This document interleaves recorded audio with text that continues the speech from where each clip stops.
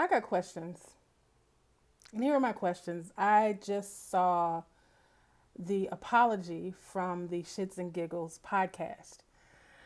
And as a podcaster, I know it takes a long time to sit on somebody's couch or to get an interview with somebody. So my questions are, who decided that that podcast was a good idea? Right? I saw the initial clips going around of them finding hysteria in the misogynoir comments of Andrew Schultz. And I said, oh, okay, so here we go again, right? I'm a Gen X black woman in America. I've dealt with this mess for a long time, my whole life. It's as if black women are born and then put in front of them is a whole list of sexism, racism, misogynoir, misogyny, all the things.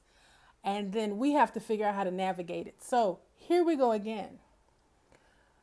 And then I started watching the commentary of the other sisters out there saying what they had to say. I am 100% with y'all. Yes, to everything that you said. And what I realized as I was watching them, then I watched the apology, then I watched them, and then I watched the apology, and I listened to the commentary. I went through all the talk circles. And for the anger that I had to breathe through that. Then I came to this understanding of, wow, they gave that man all his power, all their power. They gave that man all of their power. Who in the hell builds a platform of millions of people and doesn't have enough value in what they bring to the table to shut it down? Right? Who doesn't have enough power to shut it down? So it's two things.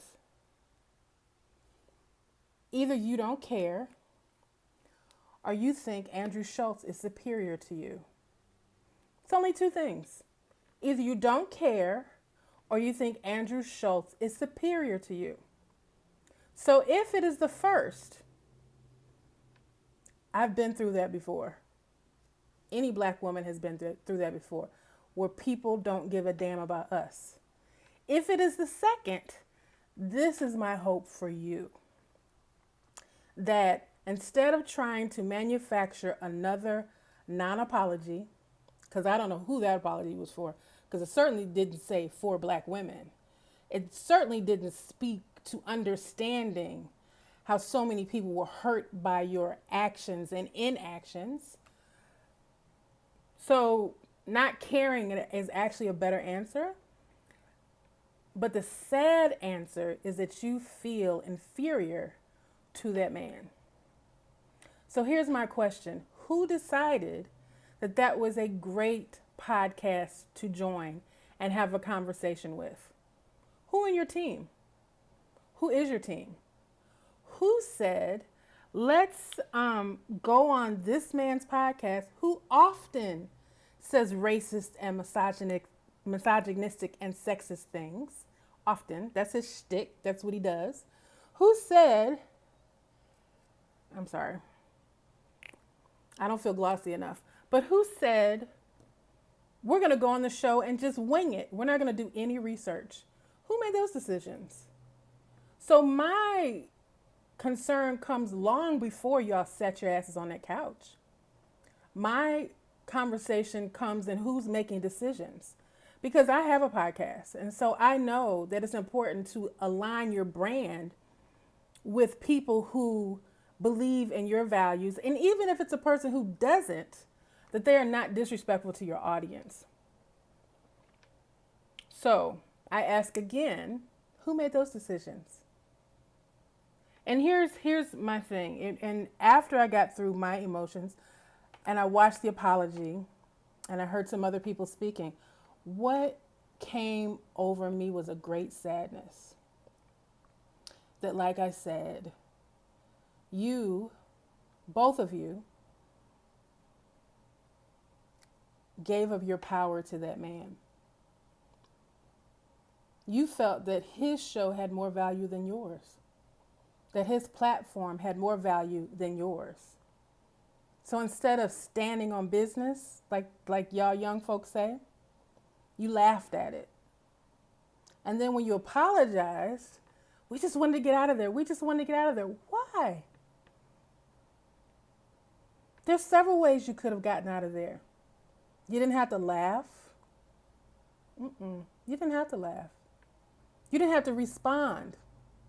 He could have got that dead ass face, the dead face.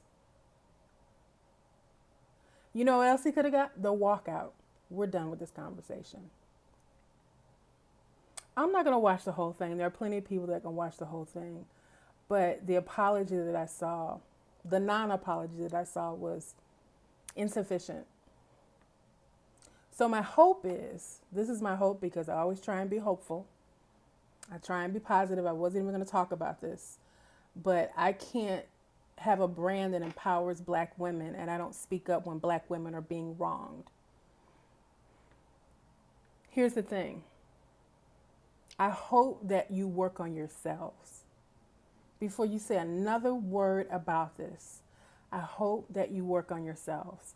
I hope that the next time you sit in front of somebody like him, that you stand in your power, you know who you are, and you know the value that you bring to that situation. So that if anybody sounds to the left or to the right of what you're saying, you can stand on your business because you're standing in your power. So that is my hope. Don't worry about apologizing to me because I don't think you're ready for that. I don't think either one of you all are ready for that apology because you have not done the work. You haven't done the work on yourselves.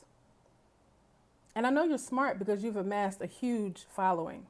You haven't done the work of understanding people like me, black women like me, black women in America, period.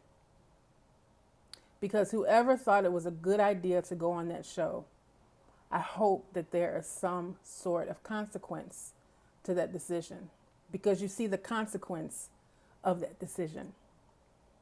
So I say all this to say, I wish you all the best. Black women, I love you. You deserve better. Our standards have got to be more defined in who we allow in our spaces and who we support. And this is in no way blaming black women. I'm just saying, it's a no for me. Have an amazing day.